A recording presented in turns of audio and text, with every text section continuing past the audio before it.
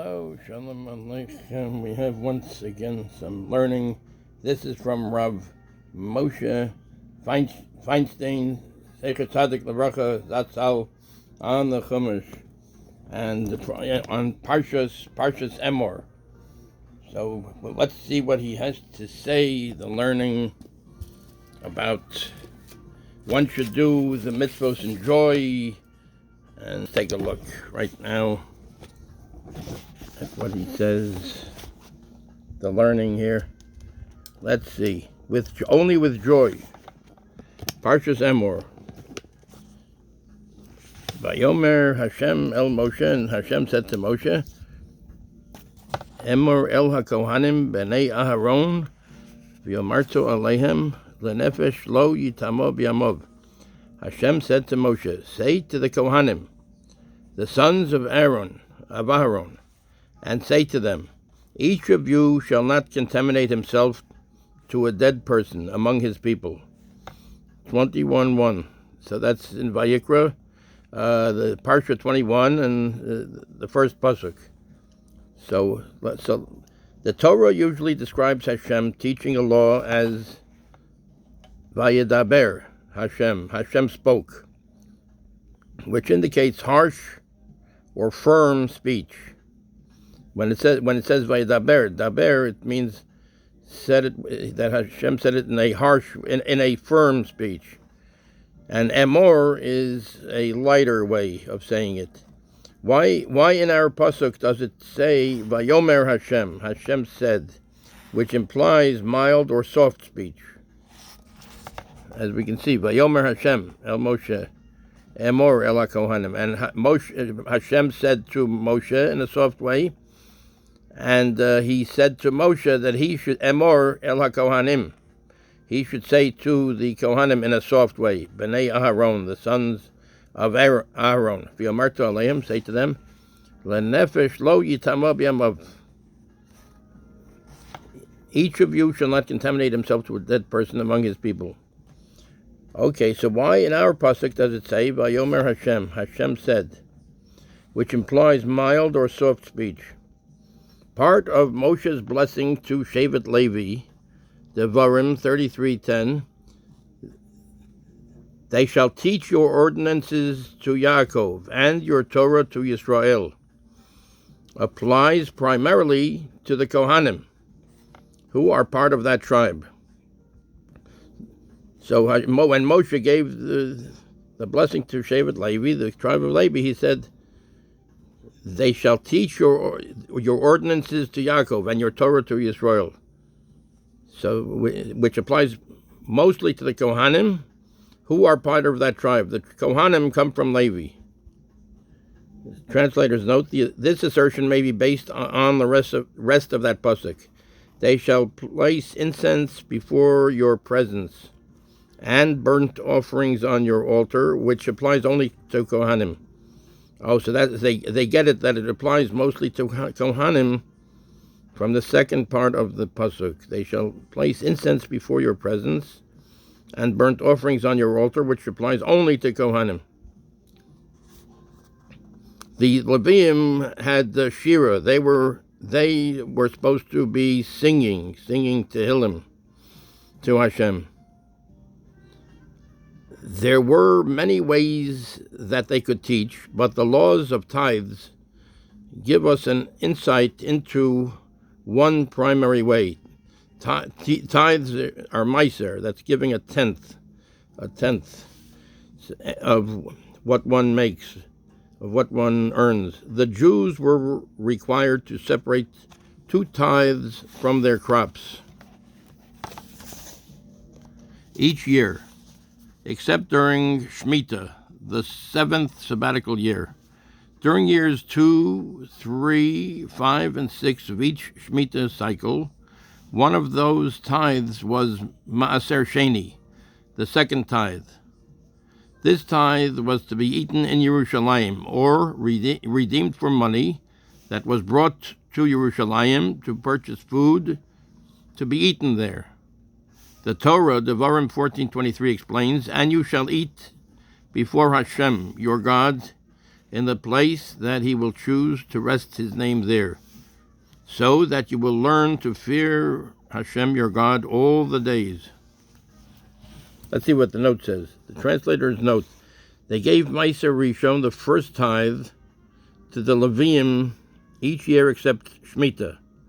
During years 3 and 6 of the Shemitah cycle, they gave Ma'aser Ani, tithes of the poor. The Shemitah cycle is a cycle of 7 years. And then, so in other words, so during years 3 and 6 of the Shemitah cycle, they gave, the 7th year was the Shemitah year. They gave Ma'aser Ani, tithes of the poor. So anyway, so it says, and you shall eat before Hashem. It says that in Devarim 14:23, your God in the place that he will choose to rest his name there, so that you will learn to fear Hashem, your God, all the days. By coming to Yerushalayim and observing the Kohanim, the servants of Hashem, there the Jews would learn to fear Hashem. Over there they would learn to fear Hashem by going and seeing the Kohanim at their avodah, their service of Hashem, in the Beis HaMikdash. Indeed, Tosafos explain that the pasuk says, Yeshayahu 2:3, for Torah shall go forth from Zion, and the word of Hashem from Yerushalayim. So in other words, the Torah, it's a place where people learn, and it has an influence. Torah shall go forth from Zion, from Zion, from Zion, and the word of Hashem from Yerushalayim. So it says that because when a person beheld the tremendous sanctity in the holy city and the Kohanim engaged in the divine service, he would be inspired to become God-fearing and to study Torah.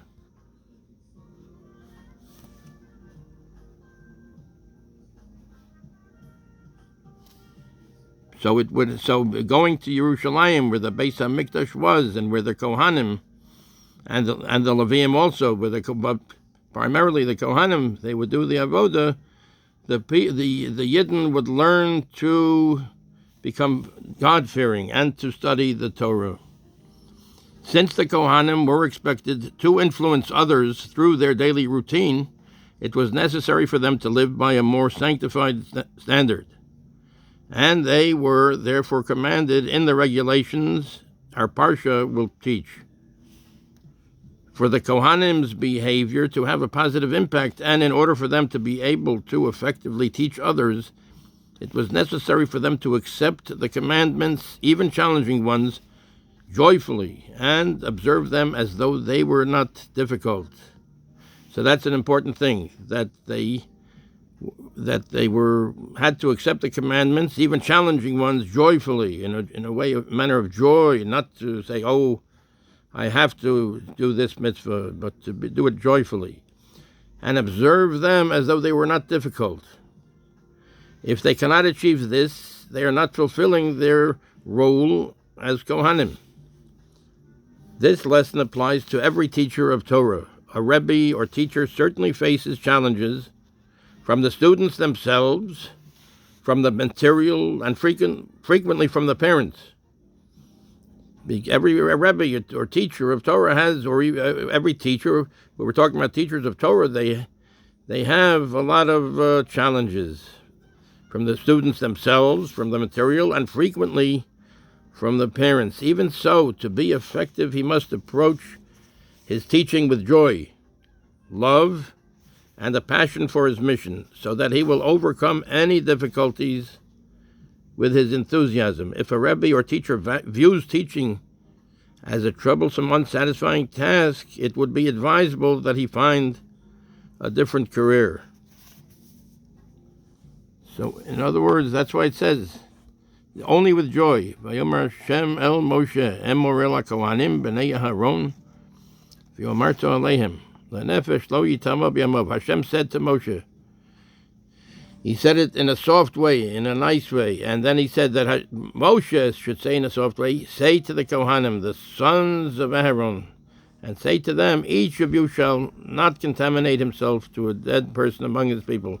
In other words, in order for the Kohanim to be effective teachers, they have to conduct themselves in a very holy way. And also they have to, with joy, they have to do things with joy. They have to teach with joy. They have to be very happy to teach the Torah. And therefore, it says only with joy. The Hashem said it in a soft way to Moshe Rabbeinu. And then he said to Moshe, to Rabbeinu, to say this to the Kohanim in a soft way, in a benachas ruach, in a nice way, and not in a harsh way. Things should be done with joy, the Mitzvos.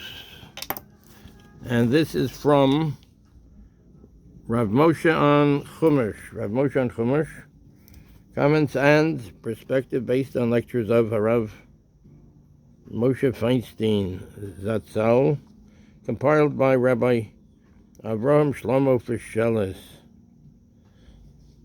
Zatzal. So this is Rav Moshe on Chumash on the Parsha of Emor. Seid gesund, Kol Tuv. Thank you.